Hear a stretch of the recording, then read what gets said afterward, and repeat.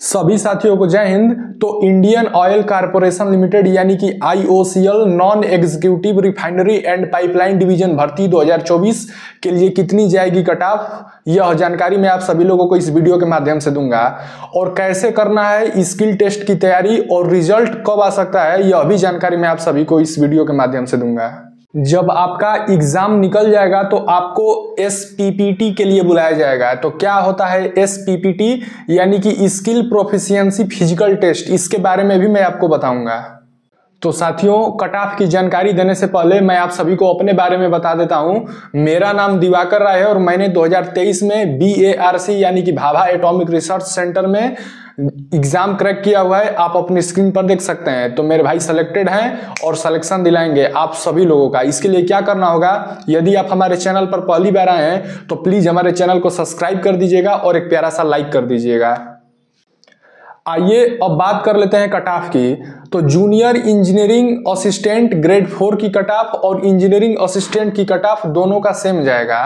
तो जिस भी साथी का 55 क्वेश्चंस सही हैं, 100 क्वेश्चन में से जिसके 55 क्वेश्चन सही बन रहे हैं और 55 मार्क्स आ रहे हैं, भाई वो लोग सेफ हैं। स्किल टेस्ट की तैयारी स्टार्ट कर दीजिए, निश्चित ही आपका सिलेक्शन होने वाला है।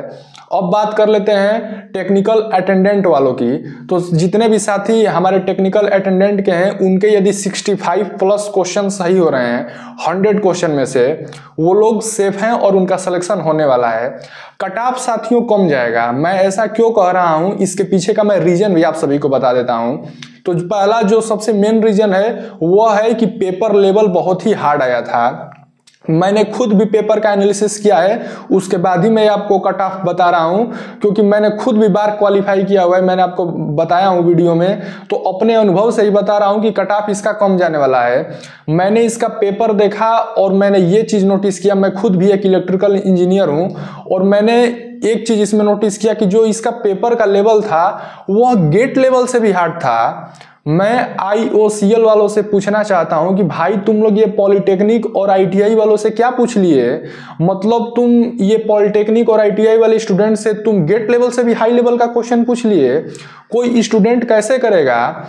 साथियों मैं आपको बता रहा हूं, कुछ बच्चे तो इतने पेपर को देख करके घबरा गए और डर गए, मतलब ऐसे बहुत सारे क्वेश्चन भी आए हुए हैं एग्जामिनेशन में कि बहुत सारे बच्चे ये तक नहीं आइडेंटिफाई कर पा रहे हैं कि ये क्वेश्चन किस सब्जेक्ट से आया है।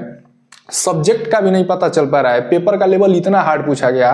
क्यों पूछा गया इसके पीछे का हमें कोई आइडिया नहीं है, लेकिन अभी मैं आपको यही ऑथेंटिक और ओरिजिनल जानकारी दे रहा हूं कि कट ऑफ कम जाएगा, पेपर लेवल बहुत ही हार्ड आया। साथियों दूसरा रीजन है कट ऑफ कम जाने का, वो है एज क्राइटेरिया। आप सभी को पता होगा कि इसमें आवेदन करने के लिए आपकी उम्र 18 से 26 वर्ष के बीच होनी चाहिए। जनरल कैटेगरी की मैं बात कर रहा हूं। तो ज्यादातर सीटों में पाइपलाइन डिवीजन की बात करें तो उसमें UR की ही सीटें थी, कहीं कहीं कैटेगरी वाइज सीटें थी, वो भी बस गुजरात में OBC के सीटें थे, बाकी मैक्सिमम जगह UR की सीट थी। तो 18 से 26 वर्ष के साथ ही केवल इस फॉर्म को भर पाए हैं, तो इसलिए भी इसमें बच्चे कम फॉर्म भरे हैं, तो कट ऑफ कम जाएगा। सिलेबस की बात कर लें तो इसमें टोटल 100 क्वेश्चन आपसे पूछे गए थे, 100 क्वेश्चन जो कि 100 मार्क्स के थे। इसमें 75 क्वेश्चन टेक्निकल से पूछा गया था और 25 क्वेश्चन नॉन टेक्निकल से पूछा गया। जो 25 क्वेश्चन नॉन टेक्निकल के थे उसमें 15 मैथ के क्वेश्चन आए थे और 10 GK GS थे। साथियों मैं आपको बता रहा हूं कि मैथ्स तो इजी था, गणित का क्वेश्चन हल करने लायक था, मैंने पेपर को देखा है, लेकिन GK का भी कुछ हद तक ठीक था, लेकिन टेक्निकल के क्वेश्चन इतने हार्ड थे कि मतलब क्या ही बोले IOCL वालों से, मतलब यार बहुत ही हार्ड पेपर बनाया गया था। GK भी हार्ड था लेकिन मैथ इजी था, मैथ को मैं हार्ड नहीं कहूंगा। तो बाकी साथी मैंने बता दिया है, यदि आपका नंबर हमारे बताए अनुसार आ रहे हैं तो स्किल टेस्ट की तैयारी कर दीजिए। मैं वीडियो के अंत में बताऊंगा कि स्किल टेस्ट की भी तैयारी कैसे करते हैं। अब टोटल पोस्ट की बात कर लेते हैं। तो इसमें टोटल वैकेंसी आई थी जो 467 पोस्ट पे वैकेंसी आई थी, जिसमें 400 पोस्ट आई थी रिफाइनरी डिवीजन के लिए और 67 पोस्ट आई थी पाइपलाइन डिवीजन के लिए।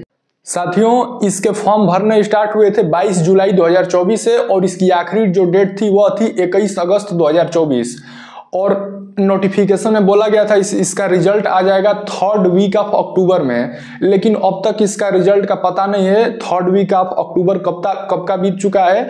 और इसका जो ऑनलाइन एग्जाम हुआ था वह 29 सितंबर 2024 को हो गया था। तो रिजल्ट डिले क्यों हो रहा है मैं आपको बता देता हूं।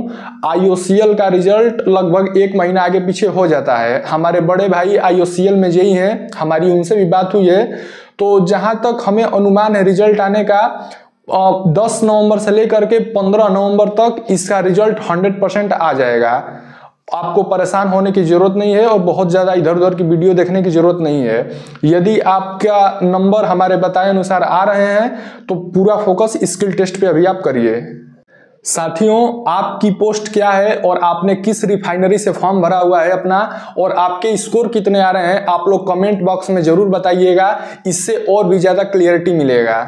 अब बात कर लेते हैं स्किल टेस्ट के बारे में। तो क्या होता है SPPT, जिसको कि स्किल प्रोफिशिएंसी फिजिकल टेस्ट भी कहते हैं। तो बहुत सारे बच्चे इसको लेकर के परेशान हैं कि इसमें क्या होता है, कैसे स्किल टेस्ट और इंटरव्यू होता है। तो मैं आप सभी को बता देता हूं। देखिए, जैसा कि आप सभी को नोटिफिकेशन में पढ़ा होगा या मैं आपको बता देता हूं, जो इसका स्किल टेस्ट होता है जिसको SPPT भी कहते हैं, यह बस क्वालिफाइंग इन नेचर है। इसका नंबर कहीं भी नहीं जुड़ेगा फाइनल मेरिट लिस्ट के लिए। तो आपको बिल्कुल भी घबराना नहीं है। यह बस एक, आपको सच बता दूं तो बस ये एक मतलब फॉर्मेलिटी तरीके से होता है। मैंने बार्क का भी इंटरव्यू देखा हुआ है तो मैं आपको बता देता हूं, बस ये महज एक फॉर्मेलिटी है। मेन पर्पज होता है इसका DB कराना, क्योंकि आपको पता होगा जब आपको SPPT के लिए बुलाया जाएगा स्किल टेस्ट के लिए तो उसी के साथ DB भी आपका हो जाता है। तो मेन पर्पज होता है विभाग का आपका DB कराना, यानी कि डॉक्यूमेंट वेरिफिकेशन।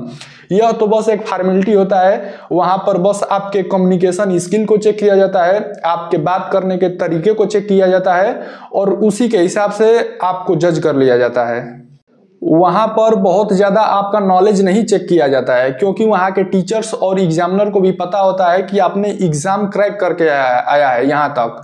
तो वह बस आपसे बेसिक चीजें ही पूछते हैं। जैसे कि मान लीजिए मैं एक इलेक्ट्रिकल इंजीनियर हूं तो एग्जाम्पल बता देता हूं। मान लीजिए वहां पर एक चेयर और बेंच होता है, वहां पर कई सारे इंस्ट्रूमेंट रखे होते हैं, उससे उनका नाम पूछ देगा।